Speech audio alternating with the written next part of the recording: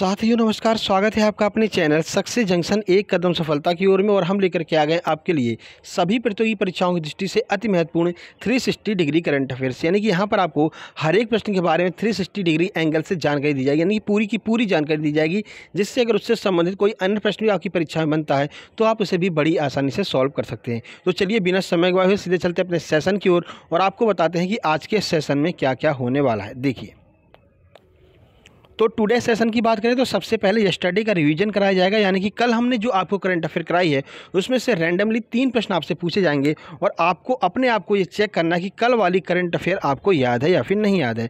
उसके बाद में टुडे करंट अफेयर, यानी कि आज की करंट अफेयर के महत्वपूर्ण प्रश्नों को फुल डिटेल में जानकारी आपको दी जाएगी। उसके बाद MP current affair, Madhya Pradesh current affair के जितने भी महत्वपूर्ण प्रश्न बने होंगे उनके बारे में आपको जानकारी दी जाएगी। उसके बाद में स्टैटिक जीके, आपको पता है सभी प्रतियोगी परीक्षाओं की दृष्टि से स्टैटिक जीके अति महत्वपूर्ण होती है। स्टैटिक जीके के प्रश्न हर एक एग्जाम में आते हैं, तो महत्वपूर्ण स्टैटिक जीके के प्रश्नों को कराया जाएगा। उसके बाद में करंट अफेयर अवार्ड, यानी कि करंट से रिलेटेड एक अवार्ड के बारे में हम यहाँ पर डेली डिस्कस करते हैं और आज हम यहाँ पर डिस्कस करने वाले हैं अर्जुन अवार्ड 2020 के बारे में, जो 2021 में प्रदान किए गए हैं। ठीक है, होमवर्क विद स्क्रीनशॉट, यानी कि डेली हम आपसे एक प्रश्न पूछते हैं, उसका जवाब जो लोग भी देते हैं उनके नाम आपको लास्ट में स्क्रीन पर दिखाई देते हैं। उसके बाद में टुडे होमवर्क, यानी कि आज हम आपसे एक प्रश्न पूछेंगे जिसका जवाब देने पर कल वाली वीडियो में आपका नाम भी देखने को मिलेगा। तो चलिए बिना समय गवाए शुरुआत करते हैं। सबसे पहले हम रिवीजन कर लेते हैं। आइए देखते हैं रिवीजन का पहला प्रश्न। भारत का पहला राष्ट्रीय डॉल्फिन अनुसंधान केंद्र कहां पर स्थापित किया जाएगा? जयपुर, जम्मू कश्मीर, पटना या फिर आगरा? आइए आंसर देखते हैं। सही आंसर सी, यानी कि पटना में भारत का पहला राष्ट्रीय डॉल्फिन अनुसंधान जो केंद्र है वो स्थापित किया जाएगा। आगे बढ़ते हैं, अगला प्रश्न देखते हैं। भारत ने किस पड़ोसी देश में भीम UPI सेवा शुरू की है? पाकिस्तान, भूटान, नेपाल या फिर श्रीलंका? आइए आंसर देखते हैं। सही आंसर है बी, यानी कि भूटान में भारत ने जो है भीम UPI सेवा शुरू की, यानी कि आप मोबाइल के माध्यम से भीम ऐप के थ्रू जो भूटान में जाकर भी पेमेंट कर सकते हैं। ठीक है, आगे बढ़ते हैं और अगला प्रश्न देखते हैं। अभी हाल ही में अमित शाह ने राष्ट्रीय फोरेंसिक विज्ञान विश्वविद्यालय का उद्घाटन कहाँ पर किया है? राजस्थान, गुजरात, बिहार या फिर उत्तर प्रदेश? आइए आंसर देख लेते हैं। सही आंसर बी, यानी कि गुजरात में अभी हाल ही में अमित शाह ने राष्ट्रीय फोरेंसिक विज्ञान विश्वविद्यालय का उद्घाटन किया है। तो ये आपके कल के 3 महत्वपूर्ण प्रश्न हो गए। आइए शुरुआत करते हैं टुडे करंट अफेयर की, यानी कि 16 जुलाई 2021 महत्वपूर्ण करंट अफेयर के प्रश्न। आइए देखते हैं पहला प्रश्न। टोक्यो ओलंपिक के लिए भारत का चीयर्स सॉन्ग हिंदुस्तानी वे किसके द्वारा लॉन्च किया गया है? AR रहमान, अनन्या बिरला, कुमार सानू या फिर A और B दोनों? चलिए आंसर देख लेते हैं। सही आंसर डी, यानी कि A और B दोनों, AR रहमान और अनन्या बिरला, इन दोनों लोगों ने मिलकर के भारत का चीयर्स सॉन्ग हिंदुस्तानी वे यहाँ पर लॉन्च किया है। कुछ जानकारी आपको देते हैं। देखिए, तो गायिका अनन्या बिरला ने संगीत उस्ताद AR रहमान के साथ मिलकर टोक्यो ओलंपिक के लिए तैयार भारतीय चीयर्स सॉन्ग हिंदुस्तानी वे यहाँ पर लॉन्च किया है। हिंदुस्तानी वे शीर्षक से गीत अनन्या द्वारा गाया गया है और AR रहमान द्वारा लिखा गया। तो रचित कौन है, रचनाकार कौन है? AR रहमान। गाया किसने है? तो अनन्या बिरला ने इस सॉन्ग को गाया है। गाने के लॉन्चिंग के समय सूचना एवं प्रसारण मंत्री अनुराग ठाकुर भी मौजूद थे। तो 2 लोगों का नाम आपको याद रखना है। AR रहमान ने इसको लिखा है और अनन्या बिरला ने इसको गाया है। ठीक है, आगे बढ़ते हैं, अगला प्रश्न देखते हैं। देखिए अगला प्रश्न। विश्व युवा कौशल दिवस कब मनाया गया? 12 जुलाई, 13 जुलाई, 14 जुलाई या फिर 15 जुलाई? आइए आंसर देख लेते हैं। सही आंसर डी, यानी कि 15 जुलाई को विश्व युवा कौशल दिवस मनाया गया। अब इस वर्ष की थीम क्या रही है, ये पूरी जानकारी आइए देखते हैं। तो विश्व युवा कौशल दिवस हर वर्ष 15 जुलाई को मनाया जाता है। 18 दिसंबर 2014 को पारित संयुक्त राष्ट्र महासभा के प्रस्ताव के माध्यम से इस दिन को अपनाया गया, यानी संयुक्त राष्ट्र महासभा ने कहा था 18 दिसंबर 2014 को विश्व युवा कौशल दिवस मनाया जाएगा। ठीक है, यह दिन युवाओं को ऐसे कौशल से लैस करने के लिए महत्व को पहचानता है जो उन्हें उद्यमी बनाने और रोजगार ढूंढने में मदद करते हैं। इस वर्ष की थीम क्या रही है, ये आपको जरूर याद रखना है। तो 2021 की थीम रही है री imaging youth skill post pandemic. ठीक है, यह इस वर्ष की थीम रही है। एक बार फिर से देख लीजिए, री imaging youth skill post pandemic 2021 विश्व युवा कौशल दिवस की थीम रही है। ठीक है, आगे बढ़ते हैं और अगला प्रश्न देखते हैं। T20 के इतिहास में 14,000 रन बनाने वाला पहला खिलाड़ी कौन बन गया? सुरेश रैना, क्रिस गेल, ऋषभ पंत या फिर विराट कोहली? चलिए आंसर देखते हैं। सही आंसर बी यानी कि क्रिस गेल ने 14,000 रन T20 क्रिकेट में पूरे कर लिए हैं और ऐसा करने वाले पहले खिलाड़ी बन गए हैं। क्रिस गेल T20 में 14,000 रन का आंकड़ा पार करने वाले पहले बल्लेबाज बन गए हैं। उन्होंने वेस्ट इंडीज़ और ऑस्ट्रेलिया के बीच सेंट लूसिया में तीसरे T20 मैच के दौरान यह उपलब्धि हासिल की। गेल ने 38 गेंदों में 67 रन की पारी खेली और T20 इतिहास में 14,000 रन का आंकड़ा पार करने वाले पहले क्रिकेटर बन गए हैं। तो याद रखिएगा, रन मशीन क्रिस गेल यहाँ पर पहले क्रिकेटर बन गए जिन्होंने T20 मैचों में 14,000 रन पूरे कर लिए हैं और ये वेस्ट इंडीज़ के प्लेयर हैं, ये भी आपको याद रखना है। आगे बढ़ते हैं। इलेक्ट्रिक बाइक टैक्सी योजना किस राज्य सरकार के द्वारा शुरू की गई है? कर्नाटक, केरल, आसाम या फिर मणिपुर? आइए आंसर देखते हैं। सही आंसर है ए यानी कि कर्नाटक राज्य सरकार के द्वारा इलेक्ट्रिक बाइक टैक्सी योजना का शुभारंभ किया गया है। कुछ जानकारी आपको देते हैं इस प्रश्न के बारे में। तो देखिए, कर्नाटक के मुख्यमंत्री BS येदियुरप्पा ने 14 जुलाई 2021 को बेंगलुरु में इलेक्ट्रिक बाइक टैक्सी योजना की शुरुआत की है। यह योजना स्वरोजगार पैदा करेगी और सार्वजनिक परिवहन और दैनिक यात्रियों के बीच एक सेतु का काम करेगी।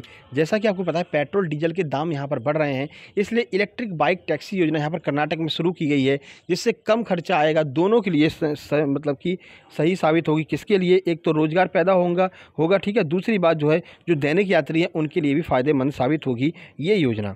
यह पर्यावरण के भी अनुकूल है, ईंधन संरक्षण को प्रोत्साहित करती है, ठीक है। तो पर्यावरण में यहाँ पर ईंधन संरक्षण भी होगा, साथ ही साथ में पर्यावरण में प्रदूषण भी जो है बहुत कम होगा इस टैक्सी योजना चालू होने के बाद में।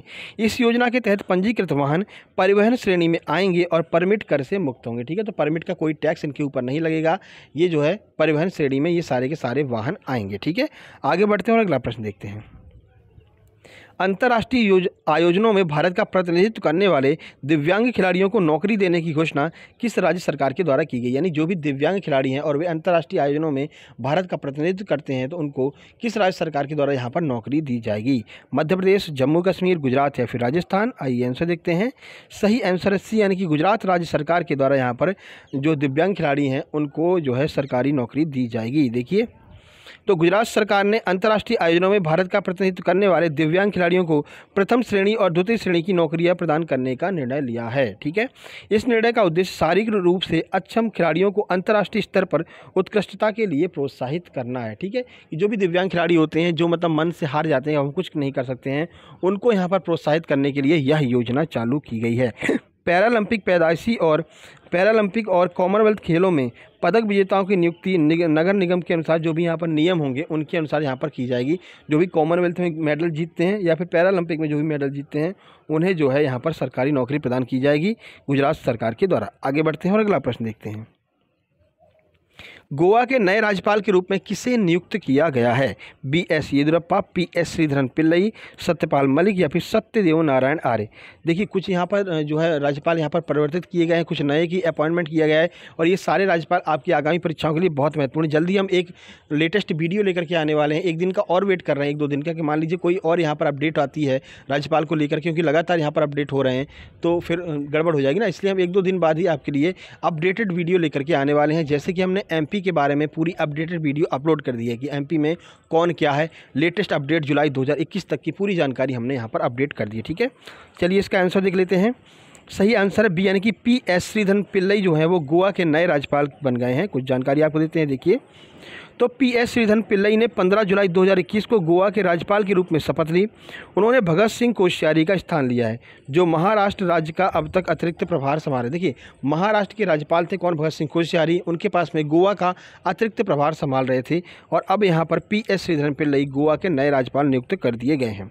सत्यपाल मलिक के पद से स्थानांतरण के बाद भगत सिंह कोश्यारी अगस्त 2020 से गोवा के राज्यपाल के रूप में अतिरिक्त पदभार यहाँ पर संभाल रहे थे। इससे पहले श्री पिल्लई मिजोरम के राज्यपाल के रूप में कार्य कर चुके हैं। तो श्री पिल्लई जी जो हैं वो मिजोरम के राज्यपाल इससे पहले रह चुके हैं और अब वो गोवा के राज्यपाल बनाए गए हैं। तो दोनों फैक्ट आपको याद रखने हैं कि इससे पहले मिजोरम के थे और अब यहाँ पर गोवा के राज्यपाल बनाए गए। स्टेटमेंट वाले प्रश्न ऐसे ही आ जाते हैं कि श्री जो पिल्लई हैं इनको गोवा का राज्यपाल बनाया गया है, ये इससे पहले कहाँ पर कार्यरत थे? तो याद रखिएगा, ये मिजोरम के राज्यपाल के रूप में कार्यरत थे। आगे बढ़ते हैं, अगला प्रश्न देखते हैं। तो यहाँ से शुरू होता है आपका 16 जुलाई 2021 MP करंट अफेयर के महत्वपूर्ण प्रश्न। आइए देखते हैं पहला प्रश्न। हाल ही में वन विभाग द्वारा बांस की खेती, उत्पादन और बांस आधारित उद्योग पर तैयार की गई पुस्तिका का विमोचन किसके द्वारा किया गया है? श्री हरदीप सिंह डंग, कमल पटेल, विजय शाह या फिर नरोत्तम मिश्रा? चलिए आंसर देखते हैं। देखिए आंसर, सही आंसर है ए, यानी कि श्री हरदीप सिंह डंग के द्वारा अभी हाल ही में इस पुस्तिका का विमोचन किया गया है। चलिए पूरी जानकारी आपको देते हैं इस प्रश्न के बारे में। देखिए, तो नवीन एवं नवीकरणीय ऊर्जा मंत्री श्री हरदीप सिंह डंग ने आज अपने प्रभार के जिले बालाघाट और प्रथम प्रवास के दौरान प्रधानमंत्री मत्स्य संपदा योजना में मत्स्य पालकों को 140 मोटरसाइकिल, 5 ऑटो रिक्शा और 6 मोटरसाइकिल और आइस बॉक्स के लिए राशि चेक वितरित किए हैं। तो यहाँ पर बालाघाट में इनका जो है एक यहाँ पर आए थे जो है घूमने के लिए यहाँ पर, तो बालाघाट में इतनी मोटरसाइकिल वगैरह इन्होंने जो है प्रदान की है, जो भी यहाँ पर मत्स्य का उत्पादन करने वाले किसान हैं उनको। ठीक है, अगली बात देख लेते हैं। तो बालाघाट मत्स्य पालन प्रदेश का अग्रणी जिला है। तो मत्स्य पालन में, मछली उत्पादन में सबसे नंबर 1 पर कौन है? तो बालाघाट है, जिसमें 10,000 हेक्टेयर क्षेत्र में मत्स्य पालन और 68 करोड़ मत्स्य बीज का उत्पादन किया जाता है। अब यहाँ पर बात कर लेते हैं बांस की। तो प्रभारी मंत्री ने वन विभाग द्वारा बालाघाट जिले में बांस की खेती, उत्पादन और बांस आधारित उद्योग तैयार किए एक पुस्तिका का विमोचन भी किया है। तो ये बालाघाट में जो भी बांस का उत्पादन किया जा रहा है उसके ऊपर जो एक पुस्तिका बनाई गई, जिसका विमोचन हरदीप सिंह डंग के द्वारा किया गया है। आगे बढ़ते हैं, अगला प्रश्न देखते हैं। तो नगर निगम इंदौर द्वारा आयोजित वैक्सीनेशन ड्राइंग व स्लोगन प्रतियोगिता में प्रथम पुरस्कार किसे मिला है? सुनील जायसवाल, असीम दुबे, अंकित मित्तल या फिर इनमें से कोई नहीं? चलिए आंसर देख लेते हैं। सही आंसर है ए, यानी कि सुनील जायसवाल को यहाँ पर प्रथम पुरस्कार मिला है, जो नगर निगम इंदौर के द्वारा वैक्सीनेशन ड्राइंग एवं स्लोगन प्रतियोगिता आयोजित की गई थी। दूसरा पुरस्कार असीम दुबे को मिला है और तीसरा पुरस्कार अंकित मित्तल को मिला है। चलिए कुछ जानकारी आपको देते हैं। देखिए, तो नगर निगम द्वारा आयोजित इंदौर वैक्सीनेशन ड्राइंग में एवं स्लोगन प्रतियोगिता में 200 प्रतिभागियों ने यहाँ पर भाग लिया था। वरिष्ठ विशेषज्ञों की पैनल टीम ने बुधवार को चयनित प्रतिभागियों में से प्रथम, द्वितीय व तृतीय जो है प्राप्त लोगों को यहाँ पर सम्मानित किया है। सुनील जायसवाल ने घर, परिवार और अपनों को मुझे बचाना है, मुझे आज ही वैक्सीनेशन लगवाना है स्लोगन देकर के प्रथम पुरस्कार जीता है। ठीक है, तो स्लोगन याद रखिएगा, घर और परिवार को बचाना है, मुझे आज ही वैक्सीन लगवाना है। ये स्लोगन था जिसको लिख करके प्रथम पुरस्कार यहाँ पर सुनील जायसवाल ने प्राप्त किया है। ठीक है, आगे बढ़ते हैं और अगला प्रश्न देखते हैं। तो यहाँ से शुरू होती है आपकी स्टैटिक जीके की छुपा रुस्तम क्लास। आइए देखते हैं पहला प्रश्न। तो सार्वभौमिक टीकाकरण के लिए इनमें से कौन सा मिशन चलाया जा रहा है? मिशन अग्नि, मिशन इंद्रधनुष, मिशन वज्रप्रहार या फिर इनमें से कोई नहीं? तो सार्वजनिक टीकाकरण की बात करते हैं तो टीकाकरण बहुत जरूरी है, जैसा कि आपको पता है कोविड के टीके लगने प्रारंभ हो गए हैं। सही आंसर बी, यानी कि मिशन इंद्रधनुष यहाँ पर चालू किया गया है सार्वभौमिक टीकाकरण के लिए। सर कब से चालू किया गया है? तो मिशन इंद्रधनुष 25 दिसंबर 2020 को चालू कर दिया गया था। यह पूरे देश में टीकाकरण को लेकर के चालू किया गया एक अभियान है। तो आपसे पूछा जा सकता है मिशन इंद्रधनुष किससे संबंधित है? तो आप बताएंगे मिशन इंद्रधनुष सार्वभौमिक टीकाकरण से संबंधित है। 25 दिसंबर 2020 को यह योजना चालू की गई है। आगे बढ़ते हैं, अगला प्रश्न देखते हैं। विश्व का पहला टीका किसके द्वारा विकसित किया गया? Isaac Newton, Edward Jenner, Kylie Jenner या फिर इनमें से कोई नहीं? भाई काइली जेनर क्या ऑप्शन दिया है? काइली जेनर तो एक्ट्रेस है।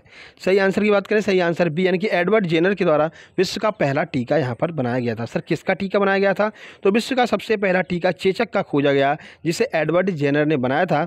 और भारत जो है वो चेचक से बिल्कुल मुक्त हो चुका है। चेचक का मतलब होता है स्मॉल पॉक्स, यानी कि जो चेहरे पे दाग धब्बे पड़ जाते हैं बड़े बड़े, तो वो स्मॉल पॉक्स हुआ करता था, जो भारत से पूरी तरह से मुक्त हो चुका है। इसका टीका किसने बनाया था? तो एडवर्ड जेनर ने इसका टीका बनाया था। अगला प्रश्न, SDR का पूर्ण रूप क्या होता है? ये भी बहुत महत्वपूर्ण प्रश्न है, कई बार इसका फुल फॉर्म पूछा गया है। Special drawing rights, space drawing rights, social drawing rights या फिर स्टेटस ड्राइंग राइट्स? चलिए आंसर देख लेते हैं। सही आंसर है ए, यानी कि स्पेशल ड्राइंग राइट्स जो है SDR का फुल फॉर्म होता है। कुछ जानकारी बताते हैं। तो SDR का full form special drawing rights होता है। यह IMF की मुद्रा है, यानी कि इंटरनेशनल मॉनेटरी फंड की यह मुद्रा है। SDR में शामिल होने वाली अभी नवीनतम मुद्रा कौन सी है? तो जो चीन की रेम्बिनगी या फिर युआन जिसे कहते हैं, वो IMF में यहाँ पर शामिल होने वाली नवीनतम मुद्रा है। और IMF की मुद्रा कौन सी है? SDR है।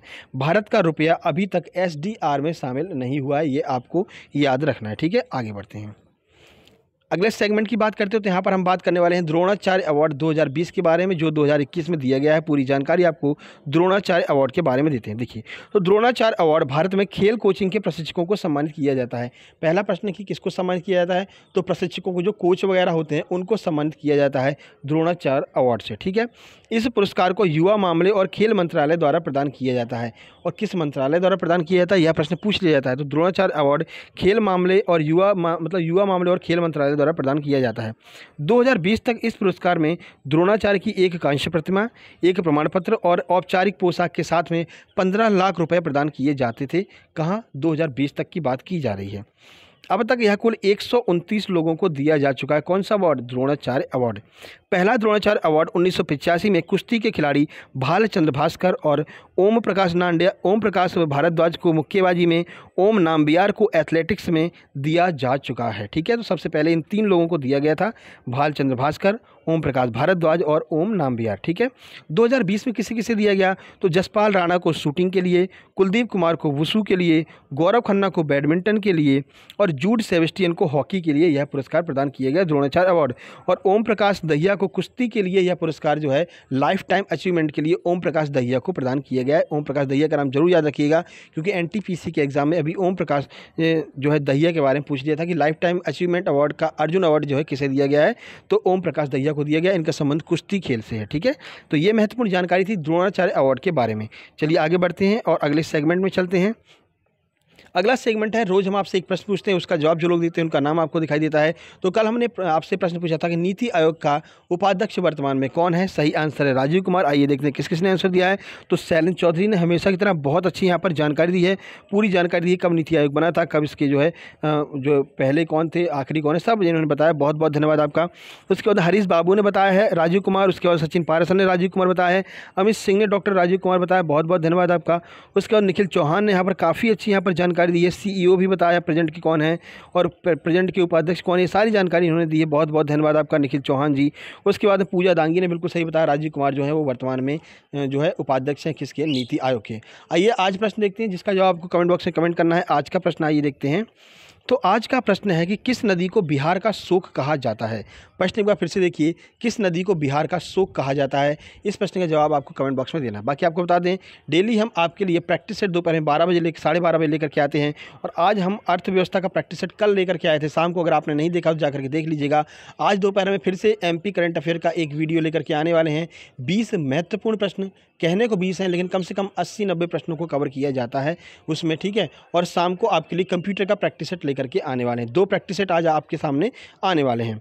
बाकी बात करें तो आप हमारा टेलीग्राम चैनल ज्वाइन करके इन सारे वीडियो की PDF वहाँ से डाउनलोड कर सकते हैं और पुराने सारे वीडियो भी देख सकते हैं। ठीक है, तो ये वीडियो पसंद है, वीडियो को लाइक कीजिए, दोस्तों के पास शेयर कीजिए, चैनल को सब्सक्राइब करके नोटिफिकेशन बेल जरूर दबा लीजिए, क्योंकि डेली हम आपके लिए ऐसे ही महत्वपूर्ण वीडियो और प्रैक्टिस सेट लगातार लेकर के आते रहेंगे। साथ ही आपको बता दें, MP पुलिस के स्पेशल बैच जिसमें साइंस और आपकी मैथ और आपका रीजनिंग कराया जाएगा ट्रिक के साथ में, बहुत जल्द शुरू होने वाला है। तो जो भी यहाँ पर MP पुलिस के विद्यार्थी हैं वो चैनल को अभी सब्सक्राइब कर लें। जल्द ही मिलते हैं नए वीडियो में, तब तक के लिए नमस्कार, धन्यवाद।